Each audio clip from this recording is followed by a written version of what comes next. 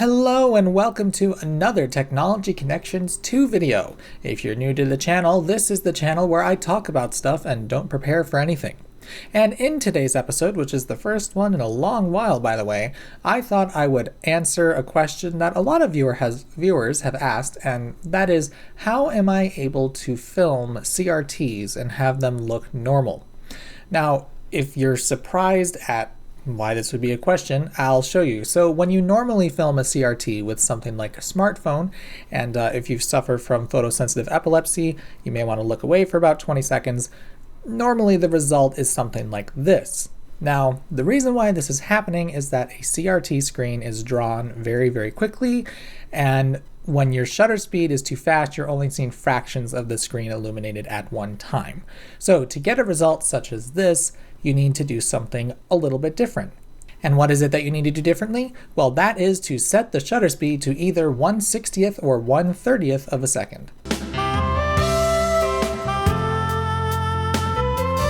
No, okay, of course, I'm going to talk a little bit more than that.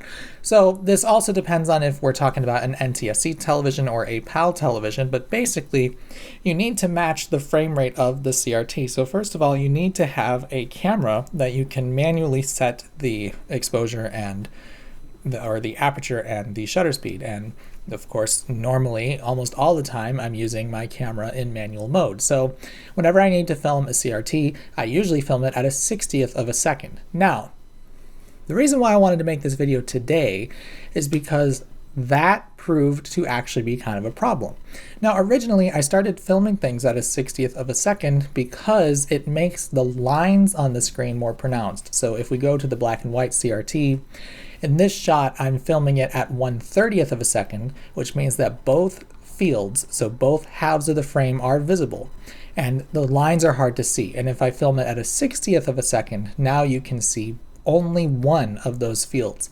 So the lines become much more pronounced. Now, of course, what I hadn't thought about was the fact that I'm showing you the closed captioning data on line 21, and it does not repeat between fields. It's only on line 21. So oftentimes I'd be filming the TV and you couldn't even see it.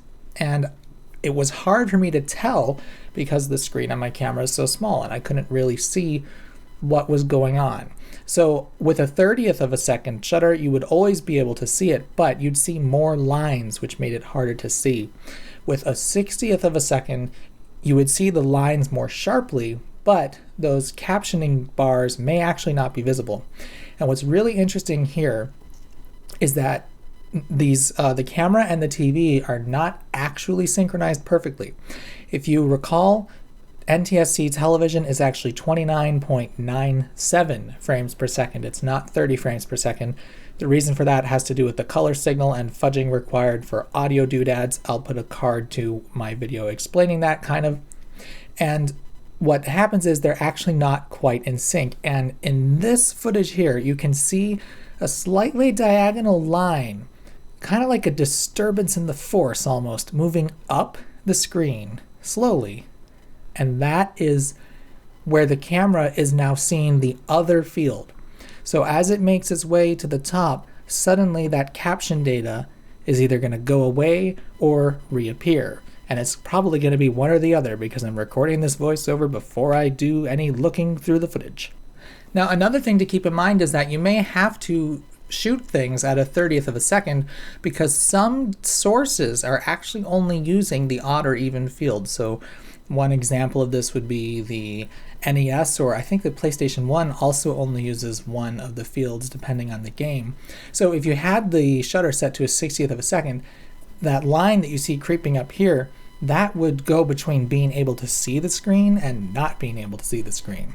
Another thing that you have to keep in mind is because cameras have a rolling shutter, the direction of that shutter may make the screen kind of all wonky. Now, in my case, I'm fortunate because the direction of my camera's rolling shutter is top to bottom, which is the same direction that a CRT scans. But if, for example, the direction were going sideways across the frame, you might get some weird artifacts depending on how things go. And if you have the camera upside down, so it's scanning in the opposite direction, even though you have the shutter speeds matched, you might have chunks of the screen that are missing, and maybe some other things moving around. So there is some stuff to think about, but for the most part, to film a CRT, all you got to do is set your shutter speed to a 30th of a second or a 60th of a second.